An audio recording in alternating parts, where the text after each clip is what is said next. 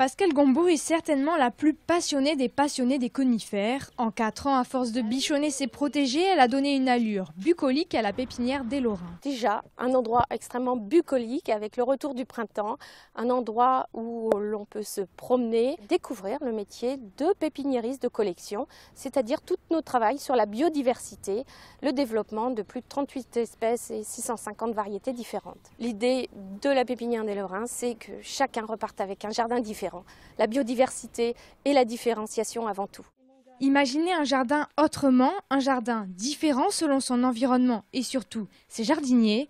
Pascale aime l'idée de modulation et si ces jardins se veulent contemporains, la pépiniériste tient aux lignes de collection. On veut présenter la ligne de jardin brut et pur que nous avons développée avec les ateliers Valentin et présenter l'intérêt de ces caisses à orangerie extrêmement contemporaines, légères, faites de chêne de Champagne et de zinc et qui permettent un agencement extrêmement facile au jardin. Donc là vous avez un alignement de 6 caisses avec des arbres qui ont une quinzaine d'années, qui sont des conifères d'exception et là vous avez 6 espèces différentes représentées.